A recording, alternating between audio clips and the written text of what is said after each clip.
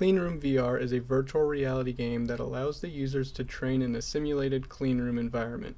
This project will let the users train and interact with machines often used in the photolithography process.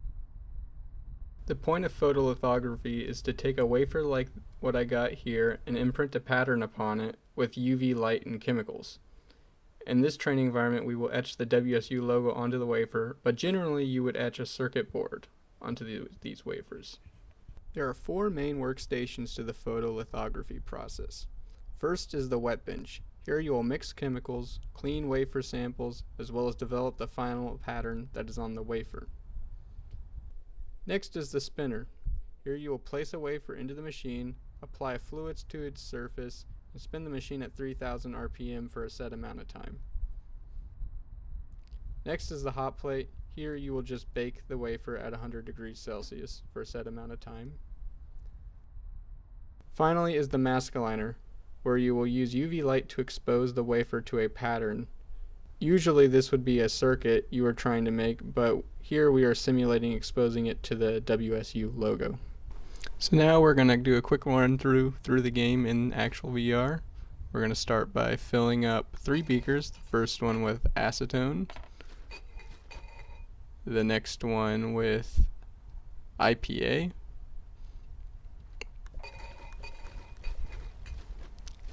and the last beaker with water, which we can do at the sink here. And then turn the sink off. Now we're going to take the wafer, dump it into first the acetone, then the IPA, and then the water, and just give it a quick swirl. Take the wafer out, and now we need to dry it off using the nitrogen gun, which just blows a stream of nitrogen out.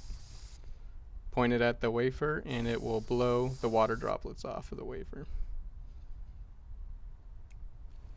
Now we need to spin the wafer with a certain chemical on it, the AZ1518 fluid. So place it onto the stage, get a drop of the fluid, and just place it right onto the wafer. And now we need to close the lid and set the timers. We need to set it to 3000 RPM. And we'll set a quick timer of 10 seconds. And turn it on, and the wafer will start to spin. And as it's spinning, it's transitioning into its next state. It will turn red. And when it's done, the droplets will disappear. And now the wafer is ready for the next step. Next we need to bake it on the hot plate. We need to set it to 100 degrees. So I'll go ahead and get it to the right setting. And then set a quick timer, place the wafer on, and start the timer.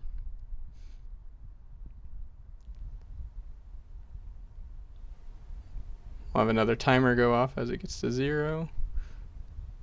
Here we go. Turn the hot plate off, and now we'll go to the next step. So now we got the mask aligner. We're going to start by placing the mask on, which has the logo on it that we want to etch onto the wafer. Turn the vacuum on to hold the mask in place.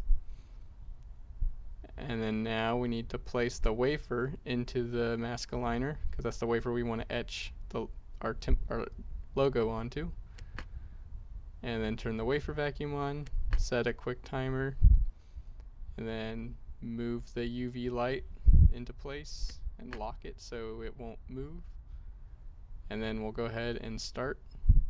And now the UV light will begin to etch our whatever logo into the wafer. Usually it'd be a circuit board, but we're etching the WSU logo into the wafer. Now that it's done, you can undo the lock and pull the wafer out, and now it's ready to get its logo imprinted onto it.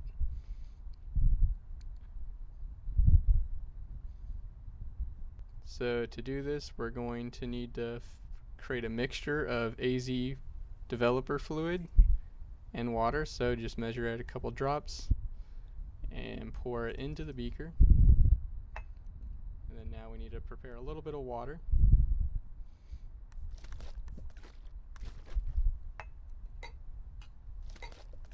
And go ahead and drop the water into the beaker. Now that's ready to go. And we also need a beaker of water so that we can clean the beaker afterwards. So place the beaker in. Now we need to place it into the water to clean off the developer fluid. Swirl it around, and then it's going to be wet, so we need to dry it off. And now we can see the final patterns start to develop onto the wafer. And yeah, usually you would be imprinting a circuit board onto it, but here we put the WSU logo onto the circuit. And yeah, that is pretty much it for this process. Lastly, we have the quiz wall. This is meant to test the user's knowledge on processes and equipment used in the photolithography process. Basically, we just have a question. It's pretty simple. Multiple answer question. Select the wrong one, turns red and plays a little sound, and then if you select the right one, it'll turn green and play a success sound. And the user can just run through and answer all the questions real quick.